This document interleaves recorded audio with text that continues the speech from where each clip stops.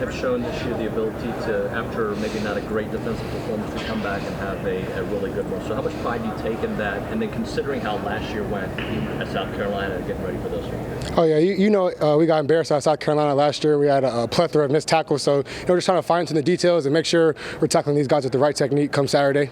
Is there something about Lenores that makes him, other than big and quick, that makes him pretty difficult to take down? As I say, he's built like Rob Gronkowski. So, it's hard to tackle him up high. You got to drive to the thigh board. So, just got to stick to the game plan. Did you listen to the Missouri linemen say that it seemed like you guys knew their plays? And do you take that as a compliment? What does that say about your ability to distinguish what's going on? Oh, yeah, that's cool and all. It's a team effort, though. We're out there playing 11-on-11 defensive football in the SEC, so it's definitely a group effort, and I'm glad that he felt like that for sure. Is it true? Were they tipping stuff? It's football. What does it mean to you to have the Aggies in a position they haven't been in more than 30 years and a chance to do even more things? Oh, it's a special feeling for sure, but honestly, it's everything that we talked about from the second Coach Elko got hired, so it's just cool to see these things come to fruition. What do you think is the biggest key to the turnaround to allow you guys to do this? The culture, the mindset of the team, just make sure that we're all on the same page, all the 164 of us that loaded up that plane last Saturday and everybody that took the bus trip up there. Beyond Lenores, just what do you see from that offense that South Carolina is going to bring you this? Extremely talented for sure. They have Nick Harbour over there. They have a good running back over there. They have good 3 running backs over there, honestly. The tight ends are big guys. The offensive line, you hear about the offensive lineman, coach getting fired and all that. But at the end of the day, they're SEC offensive linemen, so they're going to come out there and try and rip our heads off.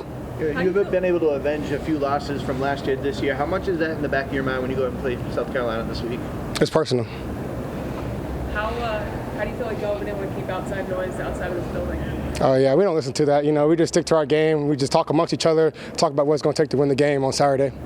Coach Elko talked about the belief that this team has. Just what did that win in South Bend in Week 3 do for your guys' morale and just the confidence that y'all maybe carried the rest of this way so far? Yeah, the win helped a lot, but probably how we won helped a lot as well. Just knowing that we went down to the wire on 4th down, great play by our quarterback and our tight end making it happen. So, we're just out there, we're sticking together. We love each other, man, and that win was special. I feel like God was on our side more than anything at that moment. Other than just the mantra of the offseason being finished, what do you think has played a role in you guys finishing so well in these games on the stretch? I would honestly just say the mantra of being finished. I think that the question kind of answered itself. But we let a lot of games slip away last year. They talk about we fumbled a lot of 2-minute drills last year as well. Marcel put us in position to go win a lot of games, and we didn't come through on defense. So we take a lot of pride in that. So ultimately, we want to finish out the games the right way and finish the season out the right way as well.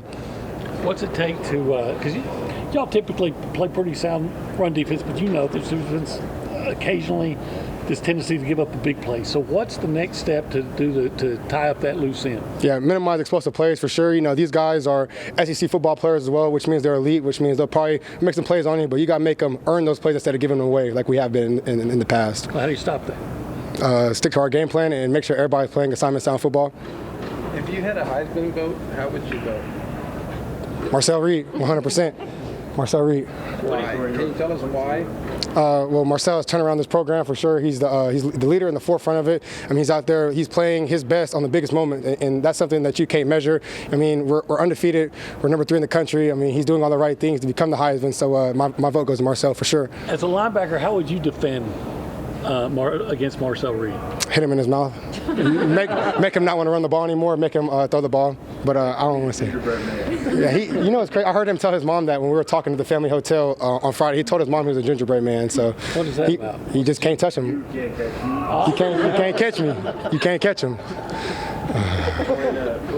What do you think the biggest impact Connie Moffitt's had on this program? I said it from the second I started doing interviews in January last year. I feel like he was the most important hire we made because he's the only other coach on staff besides Coach Elko that is able to reach and coach all positions on the football team. So that means that he's out there instilling that mentality that's going to take to be great on Saturdays and hopefully on Sundays in the future.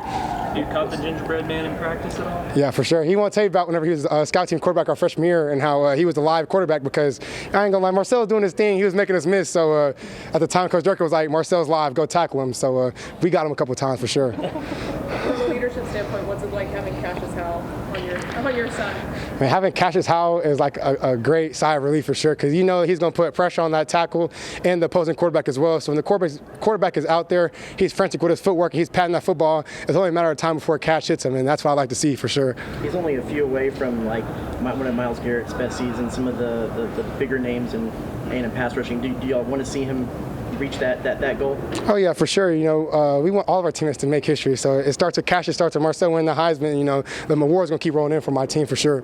How would you describe? I mean, your defense's ability to, you know, in some games, even with slow starts and first steps, you guys always seem to have kind of a moment in games where you respond and then just lock in. I mean, why are you guys able to do that? Like I said, man, it's football. You know, these guys are elite players, especially in our league. Like, these guys are elite, and so they're going to make plays. And so you might see an explosive run or explosive pass that might go for a touchdown, but it's on us to, you know, to come back in and come back to center and just make sure that we're all on the same page moving forward. You know, obviously you guys got a lot of work to do, but how validating is it to have a belief of what this team could be in the preseason and kind of see it come to fruition this year? Like I said, it's everything that we talked about for sure. It's definitely a unique feeling to be in front of you guys today at 9-0, number 3 team in the country. It's a testament to our hard work and our dedication to each other, first and foremost. What's it like when you're around campus? Are the students really excited? Do people say crazy things to you? Or like, yeah. They always say what's up. They're always smiling and stuff. And, you know, at the end of the day, when I walk off this football field, I just feel like I'm a normal person, a normal guy from Temple, Texas, just here at A&M. So it's definitely a good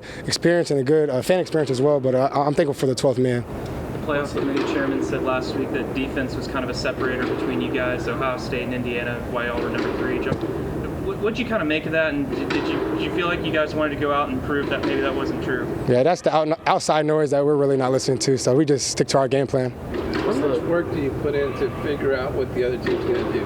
Like, how many hours for us who've never played football, much less at this level, how much work does it take to be you? Let's just say I was watching South Carolina on the plane ride back from Missouri.